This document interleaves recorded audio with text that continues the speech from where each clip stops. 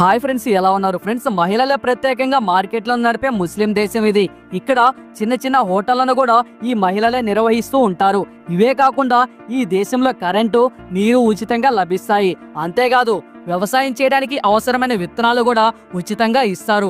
ఇక్కడ జనాభాలో 96% మంది ముస్లింలు ఉన్నప్పటికీ ఈ దేశంలో గెడ్డం పెంచుకోవడం పెద్ద గండం. గెడ్డాన్ని పెంచడంపై నిషేధం అమలులో ఉంది.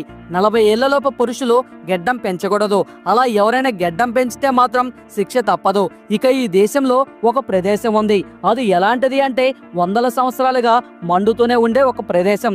ప్రజలు దీనిని హెల్స్ డోర్ అని పిలుస్తారు. అంటే నరకానికి దారి అని అర్థం. ఇక్కడ కొన్ని కఠినమైన చట్టాలు కూడా ఉన్నాయి. వాటి గురించి తెలిస్తే మీరు ఖచ్చితంగా ఆశ్చర్యపోతారు. అదే తుర్కమెనిస్తాన్ అనే దేశం.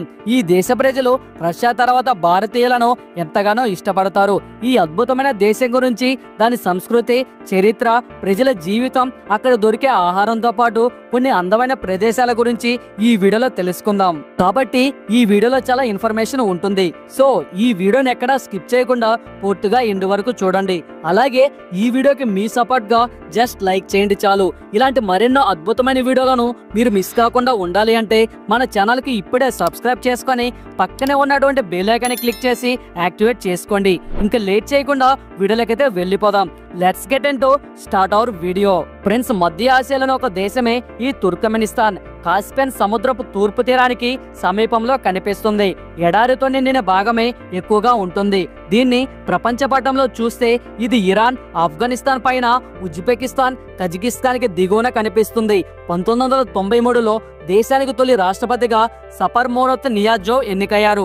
ఈయన వచ్చే 30 ఏళ్ల పాటు అంటే 2030 వరకు దేశంలోని పౌరులందరికీ వంట చేసుకోవడానికి గ్యాస్, విద్యుత్, నీరు వంటి ప్రాథమిక సౌకర్యాలను ఉచితంగా చేసేశారు. ఈ దేశ చరిత్రను ప్రజలను తెలుసుకోవాలంటే దేశ రాజధాని గురించి ముందుగా తెలుసుకోవాలి. ఫ్రెండ్స్, అష్కబాద్ కథ 1881లో ప్రారంభమైంది. రష్యన్ సైన్యం దీనిని సైనిక అవుట్ పోస్ట్ గా ఏర్పాటు చేసుకున్నారు. దాని పేరు అష్కి పర్షియన్ పదం నుంచి వచ్చింది. అంటే ప్రేమ నగరం అని అర్థం. పూర్వం ఇది సిల్క్ రోడ్డులోని ఒక చిన్న పట్టణం. ఇక్కడ వ్యాపారులు, సంచార జాతుల వారు తరచూ సంచరించే వాళ్ళు. భయంకరమైన భూకంపం సంభవించింది. దాంతో నగరం ధ్వంసమైంది. లక్షల మందికి పైగా మరణించారు. ఈ విషాద ఘటన తర్వాత సోవియట్ ప్రభుత్వం దీనిని పునర్నిర్మించింది. విశాలమైన రహదారులు, స్ట్రాంగ్ గా ఉండే భవనాలను నిర్మించింది. 1991లో తుర్కమెనిస్తాన్కి స్వతంత్రం లభించింది. అష్కబాద్ దేశానికి గర్వకారణంగా మారింది. అలాగే ఇక్కడ 500కు పైగా తెల్లని పాలరాలతో నిర్మించిన భవనాలు కనిపిస్తాయి. అష్కబాదును వైట్ సిటీ అని కూడా పిలుస్తారు. అందుకే ఇది గిన్నిస్ వరల్డ్ రికార్డులో స్థానం సంపాదించుకుంది. నగరం మొత్తం మెరిసే తెల్లని పాలరాతి విగ్రహాలు, ఫౌంటైన్లతో నిండిపోయి కనిపిస్తుంది. ఇది ఎడారిలో మెరిసే నగరంగా కూడా పిలుస్తారు. సుమారు 10 లక్షల మంది ఇక్కడ నివసిస్తున్నారు. ఇది దేశ జనాభాలో 15% మంది అన్నమాట. 1991లో ఈ దేశానికి స్వతంత్రం వచ్చాక ఇక్కడికి విదేశీ పర్యాటకులు రావడానికి వీలు లేకుండా పోయింది. అయితే తర్వాతి కాలంలో పర్యాటకులు వచ్చేలా ఈ దేశంలో కొన్ని చట్టాలు కూడా వచ్చాయి. పర్యాటకులు ఇక్కడికి వస్తారు, కానీ వారికి సొంతంగా తిరిగే స్వేచ్ఛ ఉండదు. వారు గైడ్ ఆధ్వర్యంలోనే టూర్ చేయాల్సి ఉంటుంది. ఆ గైడ్ ఏ ప్రదేశానికి తీసుకెళ్తాడో పర్యాటకులు కూడా అక్కడికే వెళ్లాల్సి ఉంటుంది. ఇక్కడ రూల్స్ కూడా చాలా టఫ్ గా ఉంటాయి. అయితే ఇంకో ఇంట్రెస్టింగ్ విషయం ఏమిటంటే ఈ మధ్య ఆసియా దేశం తుర్కమెనిస్తాన్ లో కేవలం 20% మంది మాత్రమే ఇంటర్నెట్ వాడుతున్నారు. ఈ దేశంలో ఫేస్బుక్ అండ్ ట్విట్టర్ వంటి యాప్స్ ఇక్కడ అసలు కనిపించవు. వెబ్సైట్లు కూడా అఫీషియల్స్ పరిశీలించాకే ఓపెన్ చేయాల్సి ఉంటుంది. ఇక ప్రతి ఆన్లైన్ కదలికను ఇక్కడ అధికారులు పర్యవేక్షిస్తారు. ఇదంతా 2000వ దశకం ప్రారంభంలో ఇంటర్నెట్ అందుబాటులోకి వచ్చిన తర్వాత ప్రారంభమైంది. కానీ ఇంటర్నెట్ స్పీడ్ అనేది ఇక్కడ చాలా స్లోగా ఉంటుంది. విదేశీ వార్తలు కానీ ఇంకా ఏ ఇతర వార్తలనైనా చూడాలంటే ఈ దేశంలో చాలా కష్టం.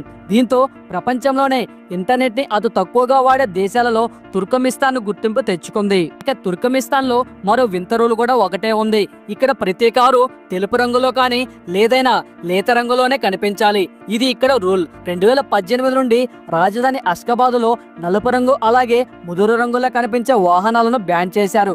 ఎందుకంటే ఈ నగరం వైట్ సిటీగా పేరు తెచ్చుకుంది కాబట్టి వాహనాలు కూడా వైట్ కలర్ లోనే ఉండేలా రూల్ ని పాస్ చేశారు. మొదట్లో ఇక్కడ వాళ్ళు ముదురు రంగు కార్లను చౌకగా అమ్మేవాళ్ళు.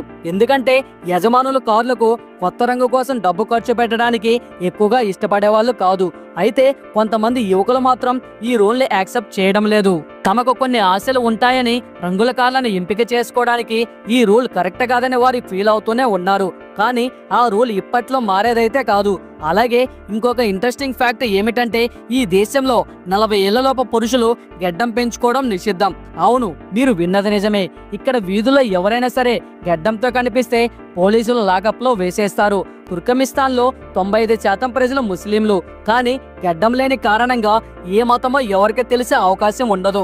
ముస్లిం మతంలో గెడ్డం ఒకటే వారి గుర్తింపులో భాగంగా ఉంటుంది. అయితే గెడ్డం పెంచకూడదు అన్న రూల్ కారణంగా చాలా మంది యూత్ లో ఒక అసంతృప్తి కనిపిస్తూ ఉంటుంది. ఇది తమ స్వేచ్ఛకు భంగం కలిగించే అంశమని కొంతమంది అంటూ ఉంటారు. ఈ రూల్ కారణంగా ఇక్కడ పురుషులంతా క్లీన్ లుక్ లా కనిపిస్తారు. ఈ మధ్య ఆసియాలో దేశంలోని చాలా ప్రాంతం ఖాళీగా ఉంటుంది. ఎందుకంటే ఇక్కడ ప్రతి చదరపు కిలోమీటర్కు 12 మంది మాత్రమే నివసిస్తూ ఉంటారు. ఈ దేశంలో 80% భూభాగం కరాకుం ఎడారితో కప్పబడి ఎండలో అందంగా ప్రకాశిస్తూ ఉంటుంది. ఇంత పెద్ద దేశంలో జనాభాను వేళ్ల మీద లెక్క పెట్టొచ్చు. ఇక్కడ ప్రాంతం 4,88,100 చదరపు కిలోమీటర్లు. అయితే ఇక్కడ ఉండే జనాభా 60 లక్షలు మాత్రమే. ఎందుకంటే ఎడారిలో బ్రతకడం కష్టం, నీటి కొరత కూడా ఎక్కువగా ఉంటుంది. సిటీలో ఉండే ప్రజలు ఎలాగైనా బ్రతకగలరు. కానీ గ్రామంలో ఉండే ప్రజలు ఒంటెలను పెంచుకుంటూ ఆకలితో అలమటిస్తూ జీవిస్తూ ఉండాలి. ఈ ప్రాంతం ఎంతో ప్రశాంతంగా ఉంటుంది, కానీ బ్రతకడం మాత్రం చాలా కష్టం. డెవలప్మెంట్ కూడా ఏమాత్రం ఉండదు. ఈ దేశంలో వ్యాపారం, పర్యాటకం కూడా చాలా తక్కువగా ఉంటుంది. ఎందుకంటే పర్యాటకులు రావాలంటే వీసాలు అంత తొందరగా దొరకవు. ఇక మరో ఇంట్రెస్టింగ్ ఫ్యాక్ట్ ఏంటి అంటే క్రేటర్ డోర్. ఇది 50 సంవత్సరాలుగా కార్కుమ్ ఎడారిలో నిరంతరాయంగా మండుతూనే ఉంది. 1971లో సోవియట్ శాస్త్రవేత్త గ్యాస్ కోసం డ్రిల్లింగ్ చేస్తుండగా భూమి కుంగిపోయింది. 170 మీటర్ల వెడల్పు, 30 మీటర్ల లోతుతో ఒక పెద్ద బిలం ఏర్పడింది. అదే సందర్భంలో విషవాయువు బయటకు వచ్చింది. ఆ శాస్త్రవేత్త దానికి నిప్పు పెట్టారు. అయితే ఈ మంటలు కొన్ని వారాల్లోనే ఆరిపోతాయని భావించినా అనుకున్నట్టుగా ఆ మంటలు ఆరిపోలేదు. అలా 54 ఏళ్లుగా ఇప్పటికి ఇంకా మండుతూనే ఉంది. రాత్రి సమయంలో వేల మైళ్ళ దూరం నుంచి కూడా ఆ మంటలు కనిపిస్తాయి. తుర్కమిస్తాన్ ప్రపంచంలో 4వ అతిపెద్ద గ్యాస్ నిల్వలున్న దేశం. ఈ క్రేటర్ డోర్ కారణంగా ఇప్పుడు పెద్ద పర్యాటక ఆకర్షణగా ఉంది. ఇక్కడికి ప్రతి సంవత్సరం, ముఖ్యంగా రాత్రి వేళల్లో ఇది మండుతున్నప్పుడు చూడడానికి సుమారు 10,000 మంది వరకు వస్తారు. అయితే ఈ మంటలు పర్యావరణానికి పెద్ద ప్రమాదాన్ని సృష్టిస్తాయని పర్యావరణవేత్తలు చెప్తున్నారు. మీథేన్, CO2 గ్రీన్ హౌస్ వాయువులను విడుదల చేస్తాయి. అవి శీతోష్ణ స్థితిని ప్రభావితం చేస్తాయి. 2022లో అధ్యక్షుడు గోర్బన్ గుల్లీ దీనిని ఎలాగైనా ఆర్పాలంటూ ఆదేశించారు. కానీ దీనికి పరిష్కారం ఇంతవరకు దొరకలేదు. సో ఇది ఫ్రెండ్స్ ఇవాల్టి వీడియో. చూశారు కదా, ఈ వీడియో మీద మీ అభిప్రాయం అనేది ఖచ్చితంగా మాకు కామెంట్ రూపంలో తెలియజేయండి. ఈ వీడియో మీకు నచ్చినట్లయితే లైక్ చేయండి, షేర్ చేయండి, అలాగే కామెంట్ కూడా చేయండి. మన ఛానల్ను ఫస్ట్ టైం చూస్తున్నట్లయితే ఈ ఛానల్కి ఇప్పుడే సబ్స్క్రైబ్ చేసుకొని పక్కనే ఉన్నటువంటి బెల్ ఐకాన్ని క్లిక్ చేసి యాక్టివేట్ చేసుకోండి. Thanks for watching. నెక్స్ట్ వీడియోలో మళ్ళీ కలుసుకుందాం. జై హింద్ అండ్ జై భారత్.